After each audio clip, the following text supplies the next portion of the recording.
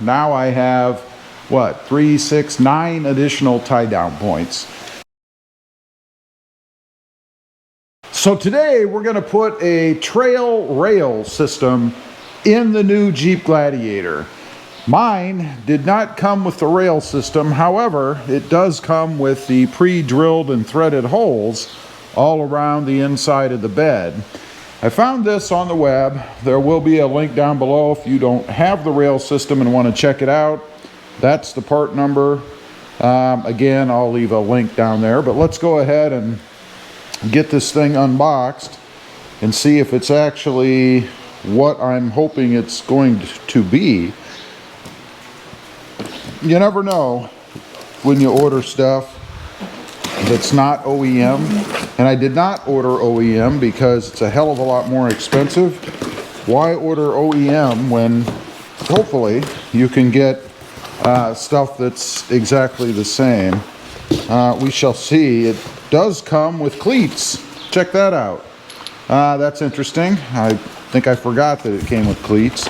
We do have instructions, although I'm not sure we're really going to need that. It even comes with torque specs, it looks like.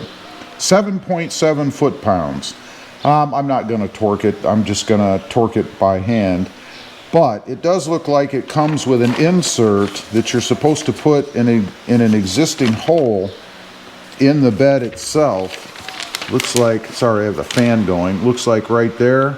I'm not sure where that is. Let's take a quick look. Well, before I do that, let's go ahead. I'll show you what these things look like. I do like the packaging. If you notice the packaging they came with, they do take some care to protect them in shipping. That's kind of nice. We've got the hardware. You saw the cleats already. And this is what, wow, pretty substantial. This is what the bed rails look like. And they even have locator pins here, it looks like, to put them in. So that's nice. The cleats themselves, how do they work? I'm guessing they slip in a slot here, and then they just slide down, in theory. See if I can figure that out. I have to set you down for that. Let's see. It looks like they slide in, and then, yeah, you have to push down on the tightening knob here, if you will, and then it catches in a groove. So pretty neat system. Let's check for that hole that it looks like you have to put an insert in the back, I think. Let's see, this is the passenger side, and it looks like they're showing the rear area where there's supposed to be a hole right along here, and it's right there. So you're supposed to put an insert in there, and obviously you want to do that before you go ahead. Okay, to get started, the way they had them arranged in here, there's two longer sides and a shorter side. The shorter goes across the front of the truck, or the bulkhead, if you will. It doesn't matter which way it goes, it doesn't appear. And they do give you some locator pins. That'll be nice to hold it. Takes 4 of these screws. And finally, a company that gives you black screws as opposed to silver to match what you're putting in. They do give you some tools. I'm not going to use these. Instead, we're using a Torx bit number 30. It's a T30. Should be pretty simple to do. Let's go ahead and get the front part put in. Okay, again, as I mentioned, you've got these little nubs. They go right in the little holes on the sides. And then you have the 4 screw holes across, which do have some bed liner in them. I'm hoping it's not enough to cause me a problem, but we'll see. Wow. You are going to have to run them in by hand first, I think, so I'm going to remove this. I'm going to pull this off and get those threads cleaned out. Yeah, it's just got a lot of junk in it, unfortunately, from the bed liner.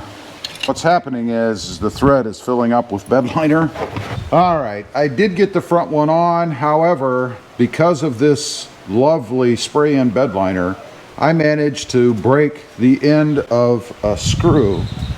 It just snapped off because the pressure was too much for it, I guess. I don't know. Maybe that's a testament to the hardware. But you can see it broke off here. So what I'm going to do, something kind of wacky just for aesthetics, I'm going to cut the end of the rest of this off with a hacksaw. And then I'm just going to glue the front of the bolt on there, or the screw, just so it looks uniform, aesthetic, if you will. Because you can see screws, the heads all the way until you get to that one over there that's broken off. Now, this next part, you have to put one of these little inserts into the back part by the bed. And what I'm talking about is this, because there's an edge right here, a fastening lip that you have to screw into that. I don't know why we need that, but apparently whoever designed this thought it was important enough. So there's a hole right somewhere here that you want to put this little nub in. Let's see if we can get you a little higher. Right here, there's a hole, if I can see it right there. So we're going to go ahead and insert this before we put the rail in like that. I'm going to tap it a couple of times with a hammer just to make sure it's seated properly. It did go in just a little bit. Okay, I've got two sides on. This is the last side I thought I'd show you. A tip, a screwdriver this thickness, see if I can show you. There's my finger, there's the end of the screwdriver. You want to just stick that in the hole gently and turn, and it will go all the way through to the metal on the other side. That's why you don't want to push too hard, because you might dent or even, who knows, go through the metal. But just turn it in the hole, and you want a screwdriver that's going to fit within the threads of the hole. So again, this kind of size. To get the bed liner out, it makes a heck of a difference. Much easier to install that way, and you're not going to break screws like I did. So I've already done that. Let's go ahead, set this one in and screw it in there. So the only one that I've had any issue with is this hole right here, which you may not be able to see well. It's not lining up perfectly. I'm going to have to finagle that a little bit.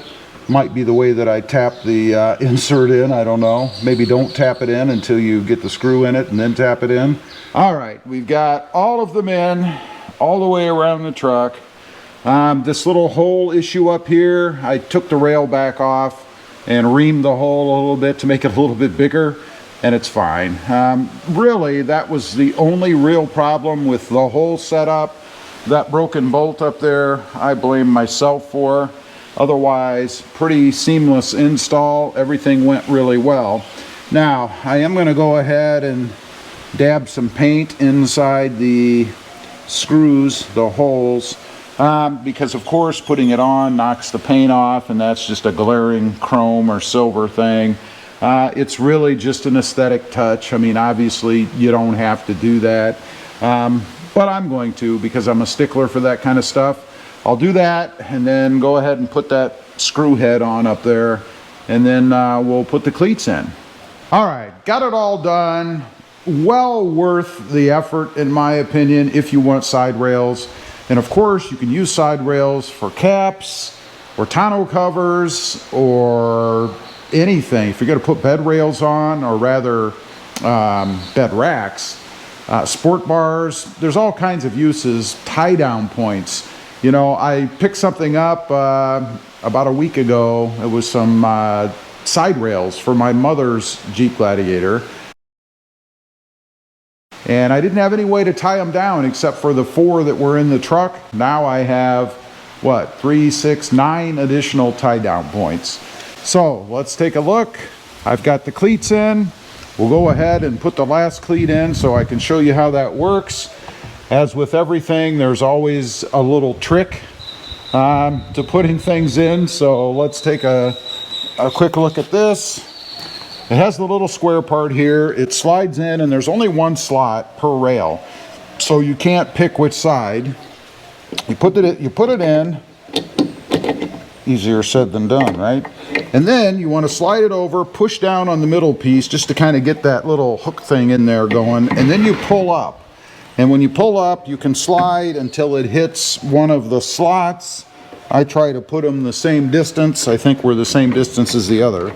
And then tighten down the little center point, I guess, or the screw, so that they can't move. And these are not like the ones that come in other vehicles I've had, like the Tacoma. They don't get to a certain point and then start clicking like your gas cap.